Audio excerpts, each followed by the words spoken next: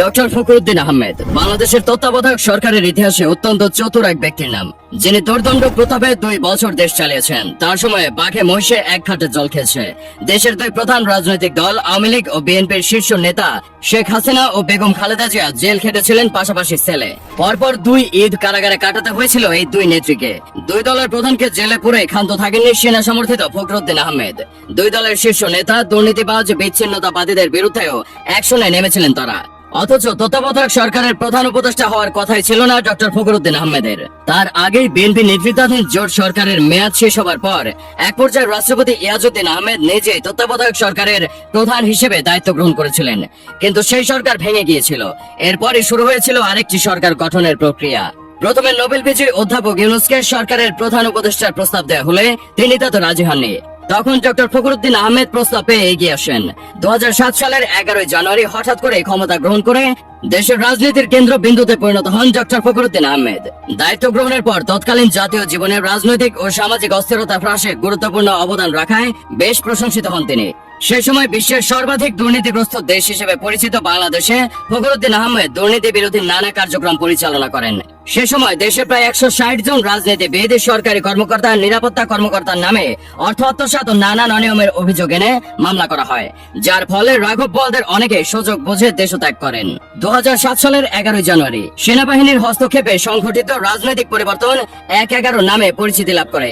অনেকেই মনে করেন তত্ত্বাবধায়ক সরকারের প্রধান ডক্টর ফখরুদ্দিন আহমেদ হলেও ক্ষমতার পেছনে সমস্ত কলকাঠি নাড়ছেন সেনাপ্রধান জেনারেল মইনুল আহমেদ। সবার প্রত্যাশা ছিল দ্রুত সময়ের মধ্যে ডক্টর ফখরুদ্দিন আহমেদের নেতৃত্বাধীন তত্ত্বাবধায়ক সরকার দেশবাসীকে গ্রহণযোগ্য সুষ্ঠু জাতীয় নির্বাচন উপহার দেবে, কিন্তু কালক্ষেপণ করে রাজনীতিবিদদের, বিশেষ করে 2 প্রধান নেত্রীকে -2 ফর্মুলা প্রয়োগ করে রাজনীতির মাঠ থেকে বিদায় করার অভিযোগ উঠে এই সরকারের বিরুদ্ধে।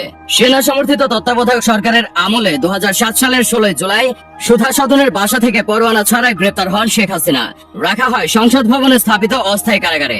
একইভাবে 2007 সালের 3রা সেপ্টেম্বর ভোরে খালেদা জিয়াকে ক্যান্টনমেন্ট মইনুল রোডের বাসভবন থেকে গ্রেপ্তারের পর সোজা নিয়ে যাওয়া হয় সিএমএম আদালতে।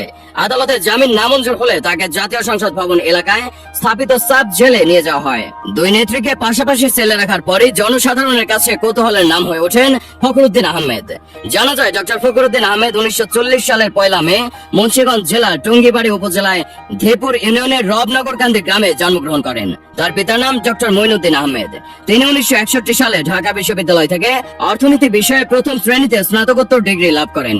এরপর যুক্তরাষ্ট্রের ম্যাসাচুসেটসের উইলিয়ামস কলেজ থেকে উন্নয়ন অর্থনীতিতে মাস্টার্স এবং প্রিন্সটন বিশ্ববিদ্যালয় থেকে অর্থনীতিতে ডক্টরেট সম্পন্ন করেন। শিক্ষা জীবন সম্পন্নের পর ফখরুদ্দিন আহমেদ কিছুকাল ঢাকা বিশ্ববিদ্যালয়ে শিক্ষকতা করেন। এরপর তিনি তৎকালীন পাকিস্তানের কর্ম কমিশনে যোগ দেন।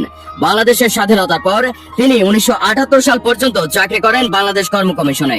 সে বছরই তিনি বিশ্ব ব্যাংকে যোগদান করেন এবং সময়ের ব্যবধানে বিভিন্ন পদ পার করে ব্যাংকের উপরাষ্ট্রপতির পদে অধিষ্ঠিত হন।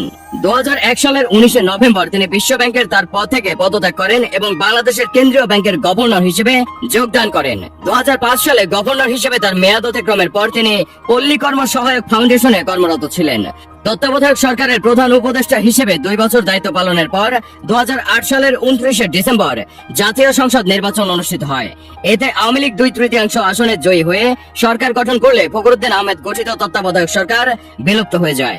এরপর ফখরুদ্দিন আহমেদ যুক্তরাষ্ট্রে পাড়ি জমান।